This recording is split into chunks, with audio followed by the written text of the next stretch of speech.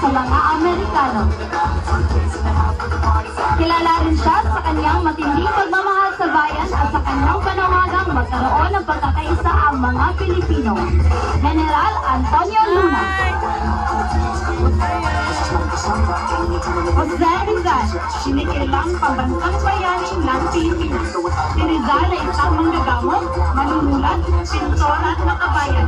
Pinakatanyag siya sa pagsulat ng dalawang nobela na Nole Me Tangere at El Bilibus Terismo na nagmulat sa mga Pilipino sa kalupitan at pang-aabuso ng mga Kastila.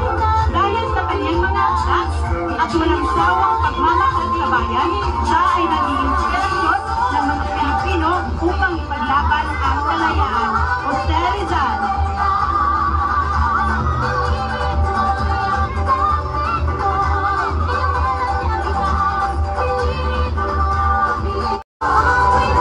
Emilio Jacinto. Si Emilio Jacinto ay kilala sa katipunan at naging isa sa pinakamahalagang leader nito. Siya ang sumulat ng mga akdang nagtuturo ng pagmamahal sa bayan tulad ng Kartilya ng Katipunan na silbing gabay moral at etikal para sa mga kasapi ng katipunan. Kilala si Emilio Jacinto bilang matalino, makabayan at tapat na revolusyonaryo. Emilio Jacinto. Okay na, Dam. Apolinario Mabini. Ikaw na, Dam. Asikan. Andres Bonifacio. Siya ang tinaguriang ama ng himagsikan at isa sa mga pangunahing bayani ng Pilipinas. Itinatag niya ang kataas-taasang kagalang-galangang katipunan ng mga anak ng bayan o katipunan. Isang tamakang lihim na naglayong palayain ng Pilipinas mula sa Espanyol sa pamamagitan ng himagsikan. Andres Bonifacio.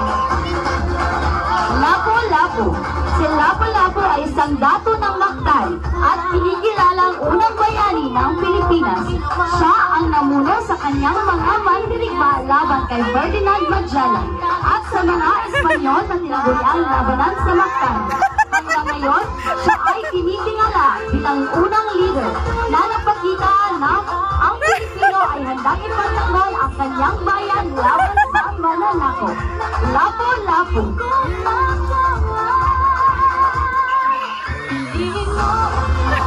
Isang masigabong palakpakan para sa ating mga magigiting